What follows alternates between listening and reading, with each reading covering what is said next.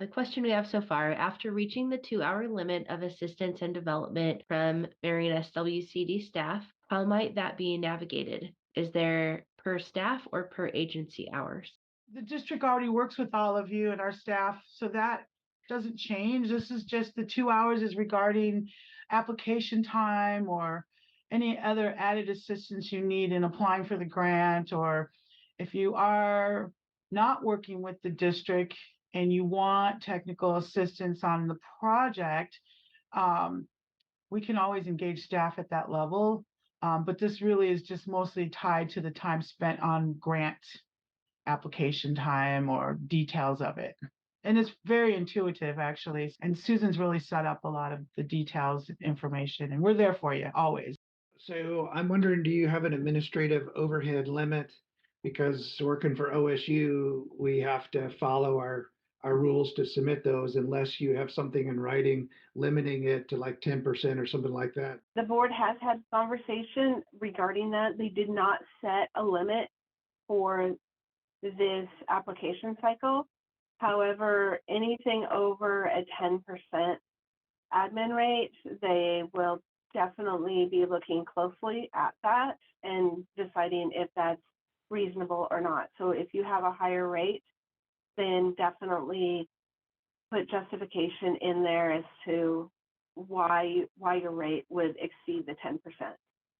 I would love for you guys to create a limit and put it in there either at the like state government limit. I think it's like 26 or 27% or a local 10%, because if not, then I have to include like the 48% or whatever OSU is charging these days. So yeah, that'll basically wipe me out of being able to to submit a grant, because I wouldn't personally, I wouldn't be able to justify it. That's really good information to have. Thank you, Derek.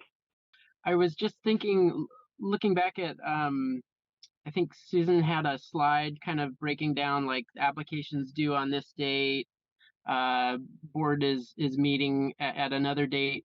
I was just wondering, I remember like with our OEB grants, sometimes, you'd get like board approval on this date at this meeting, but then grant expenditures might not be able to start being incurred for a month or two after. I just wasn't sure if you guys had kind of a ballpark best guess for when the real start end dates might be for like when you could actually spend money.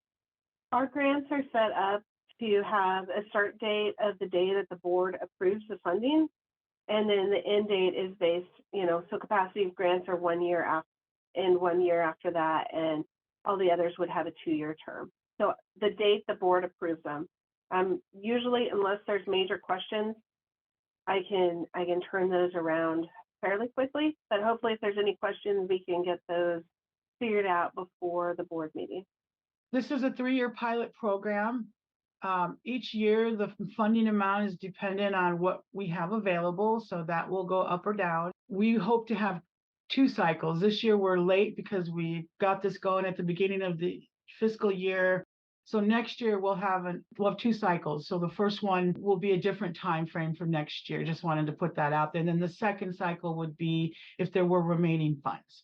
Very similar to what you know through OEB. I just had a question on the capacity grants. I think that in a board meeting in the past, I was a part of, there was talk of adding a little more direction as to kind of who should be prioritized for capacity grants. And I'm thinking about, just taking us as an example, an Institute for Applied Ecology, extremely different organizations, scale, scope, like, and Elderberry Farms is on here, but again, like very different. So I'm wondering, like, does the board have any, oh yeah, extra points if you're based in the Salem area, or extra points if you're a smaller organization, or is it just, nope, we're just gonna see the applications that come in, and we'll just decide kind of from there? Lots and lots of conversation on that. At this time, there is not additional points for particular entities. board wanted it open to all of the eligible entities on the capacity. I do encourage you to go through the review criteria.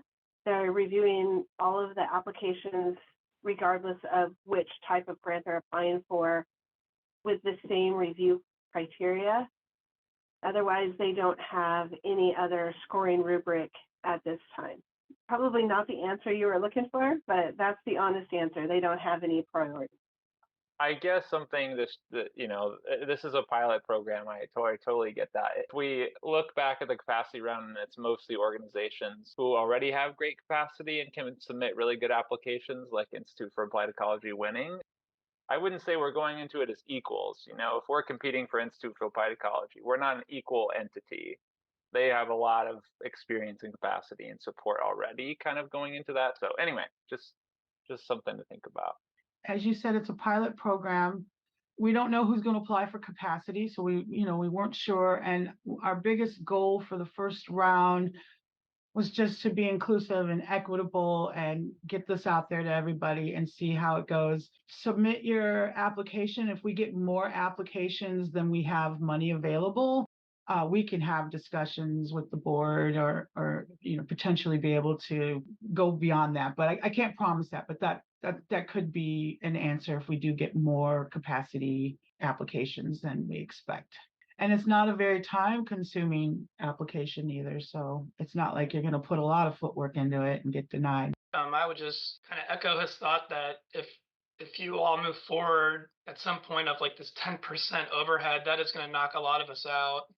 We have a federally negotiated overhead rate, that it's what we use for all of our projects. We don't pick and choose, and it's much higher than 10%. I guess my question is about match. Does the match need to come during the life of the project, or can it be something that's related to the project from, say, the year before? Like OEP, for example, you can go back a number of years for your match. If it's within 1 year of the grant start date, you can have that amount of look back.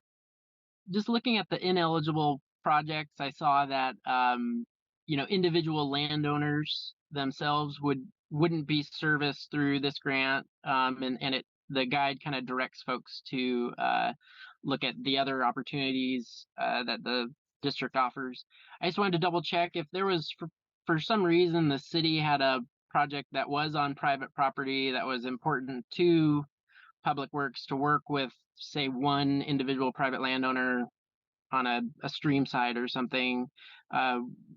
Would that be eligible? And or if it is eligible, is that something that would be considered a good project, or are you guys looking for more entity owned lands that they would be working on their own organization's lands, I guess?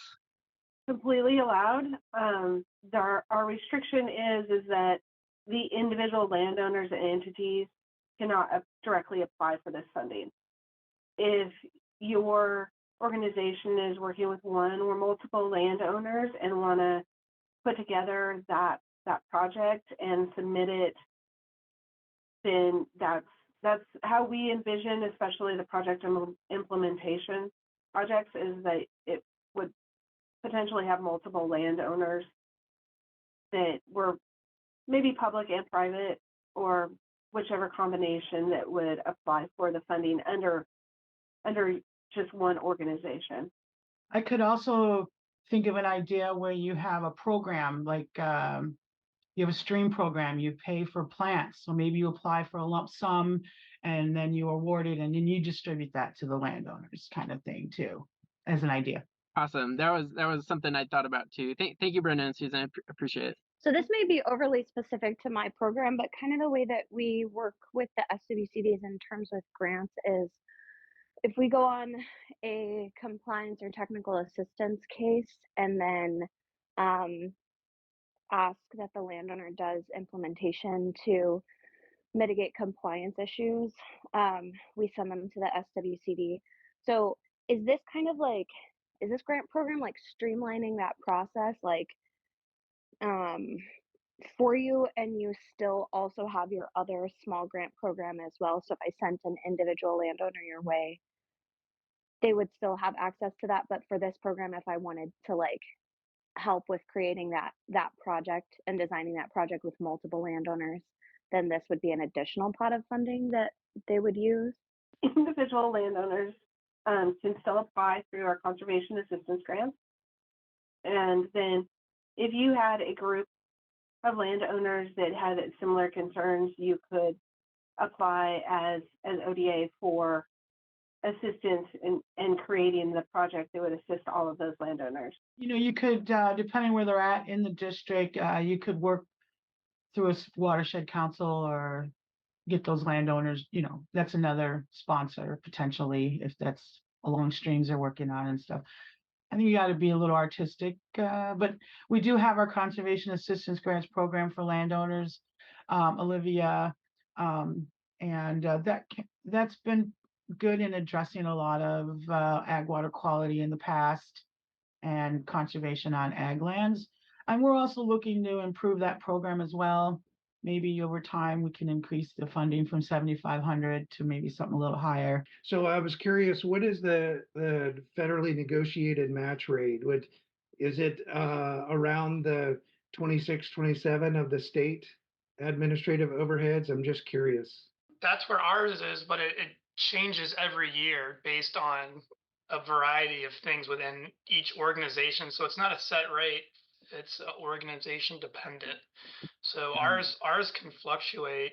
The ideal situation is that you have a very close one year to year, so your budgets don't fluctuate that much. I was just thinking of maybe some language that would help Susan put in the grant program. Just remember, we're just a small little district, so you know, putting that big giant indirect cost, yeah, that's an impact that we'll have to consider closely. But maybe by next year cycle, we'll have that sorted out better and have a better range and answer for you.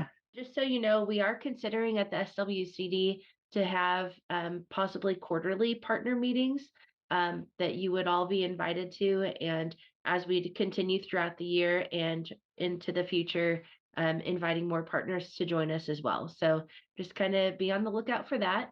And then also with that, if any of you would be interested in maybe hosting one of the partner meetings in the future, that's a possibility as well. So we would like to once again thank you again for joining us today. I know a lot of you have been anxiously awaiting the information on this partner grant program, and we've been anxious to get the information out to you as well. So feel free to contact us if you have further questions.